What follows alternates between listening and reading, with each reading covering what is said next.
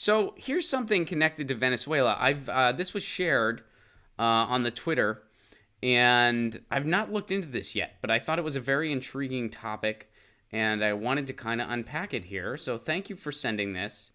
I believe this was from Tim, and if I'm wrong on that, please correct me, and I apologize, but I believe this is from Tim. How GMO seeds and Monsanto Bayer's Roundup are driving U.S. policy in Venezuela. So this is a connection I was not aware of, the direct connection to Monsanto and Bayer. So let's see what this is all about. As the political crisis in Venezuela has unfolded, much has been said about the Trump administration's clear interest in the privatization and exploitation of Venezuela's oil reserve. Yep, we know that. Yet the influence of another notorious American company, Monsanto, has gone largely unmentioned. Well, this is my first time mentioning it. While numerous other Latin American nations have become a free-for-all for the biotech company and its affiliates, Venezuela has been one of the few countries to fight Monsanto and other international agrochemical giants and win. However, since that victory, which was won under Chavista rule, the U.S.-backed Venezuelan opposition has been working to undo it. Now, with Juan Guaido's parallel government attempting to take power with the backing of the U.S., it is telling that the top political donors of those in the U.S. most fervently pushing regime change in Venezuela have close ties to Monsanto and other major financial stakes in Bayer. In recent months, Monsanto's most controversial and notorious product, the pesticide glyphosate, branded as Roundup, and linked to cancer in recent U.S. court rulings. By the way, one of the regulars on this show, Amos, mentioned that they had a community garden. They hired somebody to do some work in the garden. That entity used Roundup, and it killed everything.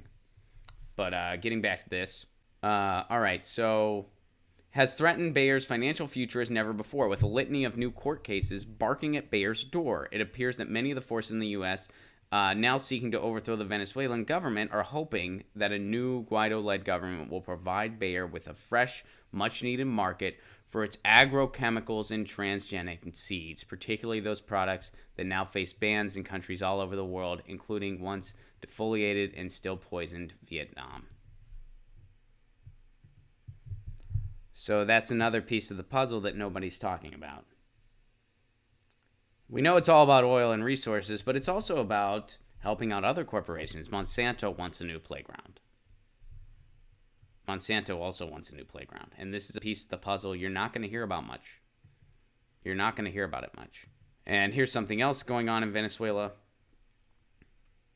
Or going on in the embassy, excuse me. Secret Service blocking food from reaching activists inside the Venezuelan embassy.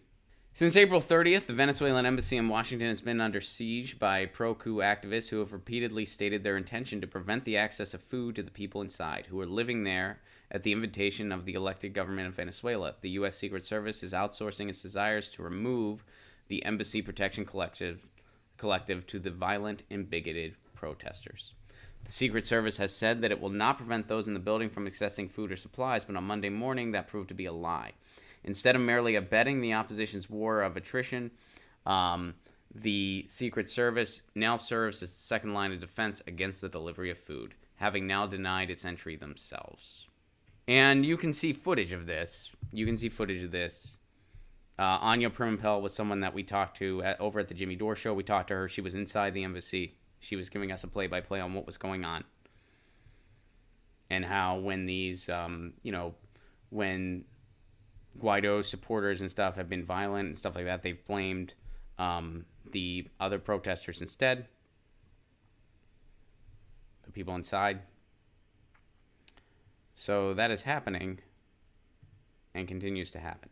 And that's happening right here in the United States. What's interesting about the whole Venezuela issue is that not only do you not hear about what's going on over there, do you not get the full story of what's going on over there. You just get one side, and it's the side that has the incentives of our big corporations, big oil, Monsanto, big government.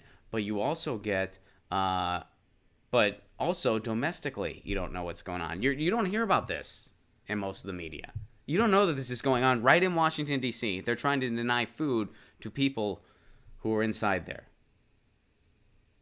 You don't hear about that. So not only do you not get the full story on what's going on in Venezuela, you don't get the full story of what's going on domestically. That's something. Get your news on with Ron. Don't you want to know what's going on? We're getting our news on today.